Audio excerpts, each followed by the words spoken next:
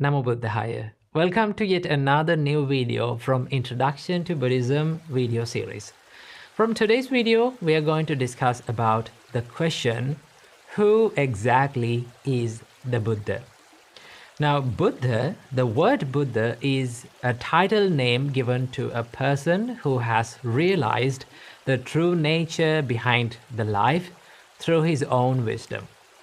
Now, the word Buddha can be translated into English as fully awakened one or fully enlightened one. Now, according to the Buddhist teachings, there have been many Buddhas even in the past.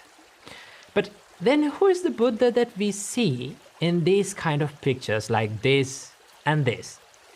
Now, his name is Siddhartha Gautama, the Supreme Buddha. He is considered to be the seventh Buddha to be appeared within 100 eons. Now, what's an eon? Eon is an indefinite and a very large amount of time that cannot be counted.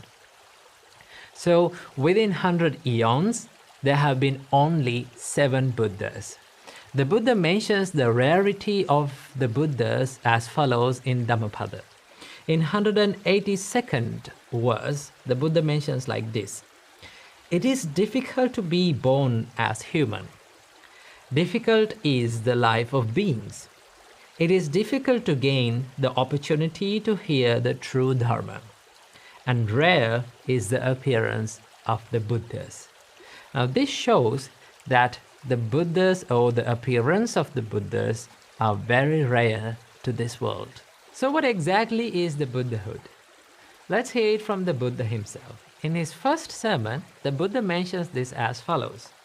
The Buddha says, "But when my knowledge and vision in 3 phases and 12 aspects was thoroughly purified in this way regarding these 4 noble truths, then I claim to have awakened to the unsurpassed, perfect enlightenment in this world."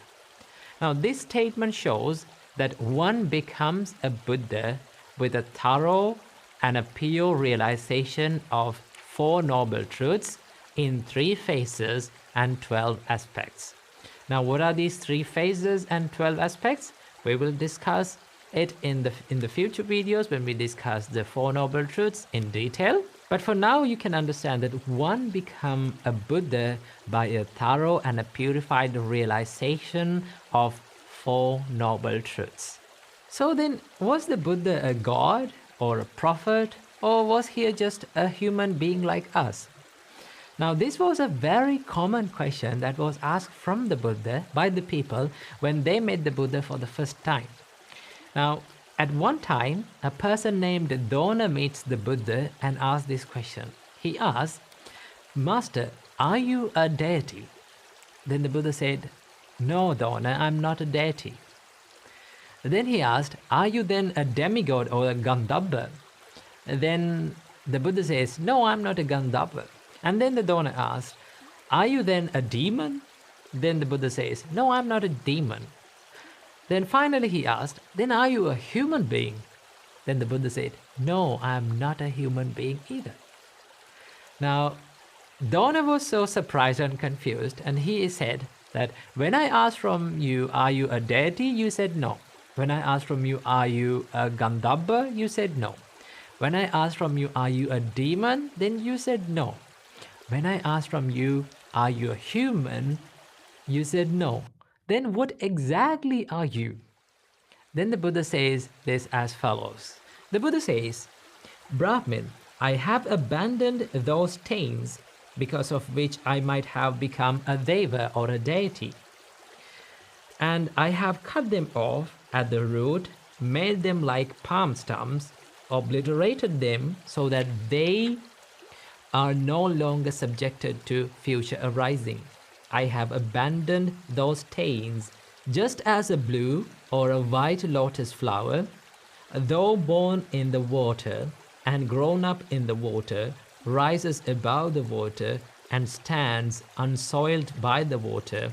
Even so, though born in the world and grown up in the world, I have overcome the world and dwell unsoiled by the world.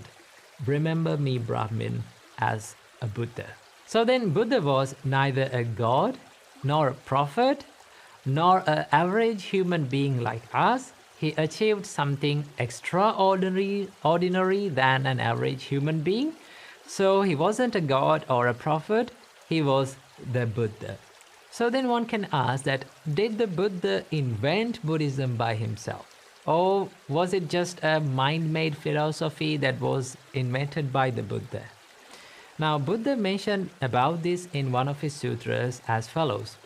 Buddha makes his teachings similar to a city, a long-lost city. A man wandering through the jungle, and he finds this city that was long lost, and it is covered with foliage. It was an ancient city. Now he sees this city and he goes back to the king and says to the king that I saw this city in the middle of the jungle. Please go and renovate the city.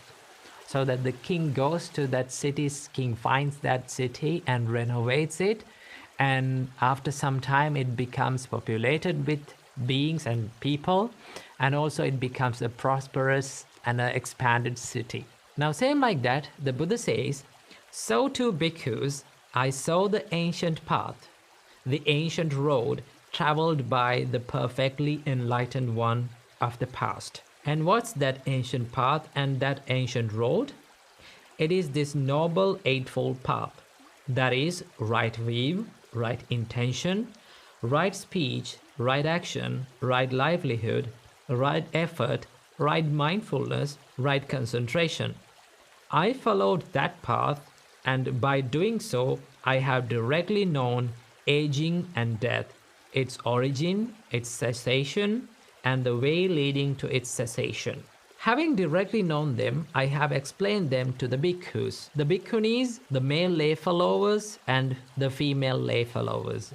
This holy life, bhikkhus, has become successful and prosperous, extended, popular, and widespread, well proclaimed among devas and humans. Now, then this shows that the Buddha did not invent the Buddha's teachings. Buddha was the founder. Buddha followed the path and he found the long lost noble Eightfold Path, the true realization of this world, and he opened that path to the world, to us. In Dhammapada, the Buddha mentioned this as follows. You yourself must make a strong effort to attain Nibbana. Buddhas only point the way. Those who follow the path and those who meditate will be freed from Mara's bonds. Now, this shows that Buddha did not invent the Buddha's teachings. He was the person who shows the path. He found the path and he shows the path to all of us. After serving this world for 45 years as the Buddha, he passed away at the age of 80, and this was his final message to the world. The Buddha said, Behold now, bhikkhus, I exhort you. All compounded things are subjected to vanish. Strive with earnestness. Now this shows us that the Buddha showed us a great path for the liberation from all the unsatisfied nature and the sufferings from life, and also he showed us the path of the wisdom and kindness. So the Buddha wasn't a salvator. The Buddha was the greatest teacher who shows you the path of liberation. It is our duty, it is our job to walk the path and find the liberation. So this is a little glimpse about the Buddha's life and his work. So I think that you got some idea about the Buddha and his work. So thank you for watching and see you in the next video. Namo Buddhaya.